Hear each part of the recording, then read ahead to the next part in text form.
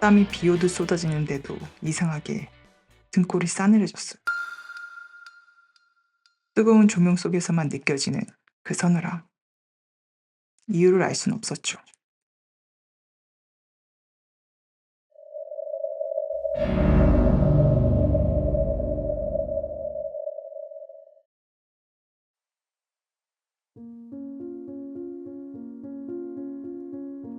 가수 활동과 방송을 오가며 무대 위에서 늘 환하게 웃던 그녀. 하지만 오늘 들려드릴 이야기는 그녀가 가발을 쓰던 시절, 그 가발과 함께 시작된 믿기 힘든 체형다입니다.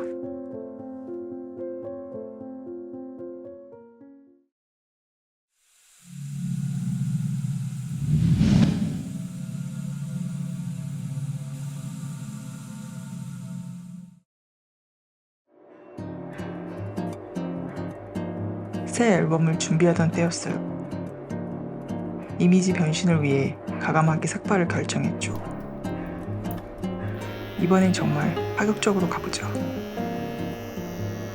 그렇게 말은 했지만 슬픈 기분을 숨길 순 없었죠. 거울 속 민머리 모습이 너무 낯설었거든요. 그날부터 바쁜 스케줄 때문에 길이와 스타일이 제각각인 가발을 번갈아 써야 했습니다.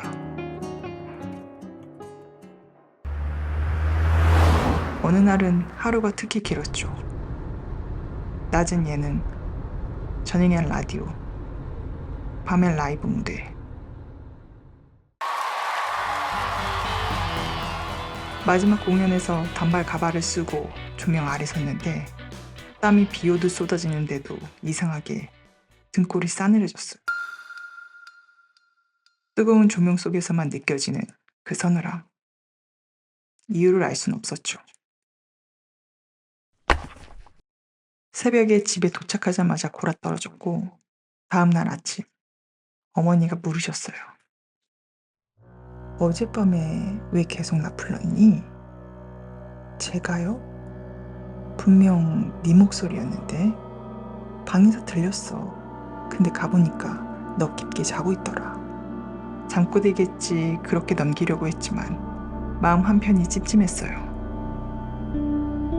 며칠 뒤 어머니와 거실에서 드라마를 보는데 엄마, 복도 쪽에서 제 목소리가 또렷하게 들렸습니다. 거실에서 우리는 서로를 바라봤어요. 다리가 후들거렸지만 복도로 나갔어요.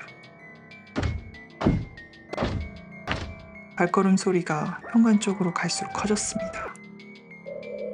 엄마, 이번엔 귀 바로 옆에서 속삭이는 것처럼 생생했어요. 그런데 아무도 없었습니다. 거실엔 우리 둘뿐인데.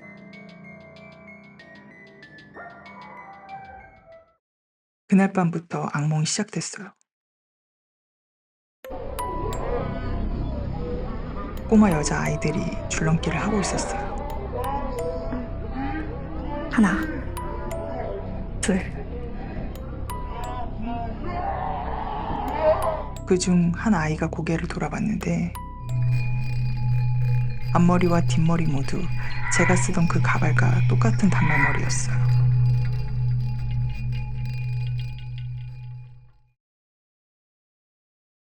며칠을 그렇게 보내고 나서야 결심했죠. 이건 가발 때문일 거야.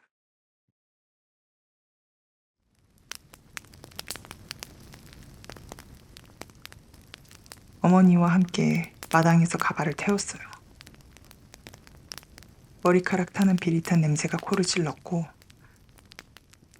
불꽃이 완전히 사그라든 뒤로는 모든 소리가 거짓말처럼 사라졌습니다. 그리고 10년 후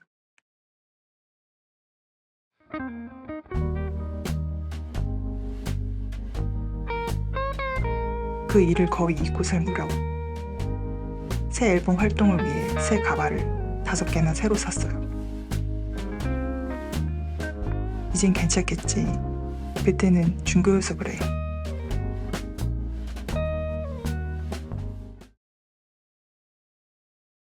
그날 밤 꿈을 꾸었습니다.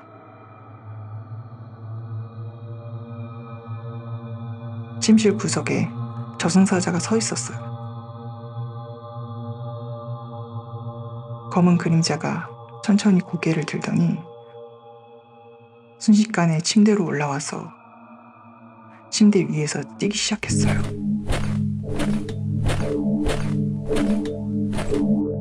침대가 흔들리고 몸이 굳어 움직일 수 없었습니다.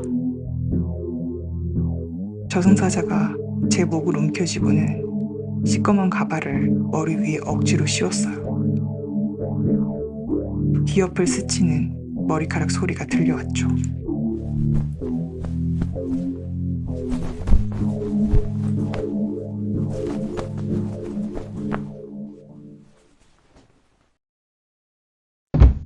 깨어났을 땐 온몸이 식은땀 투성이었어요. 그때 깨달았죠.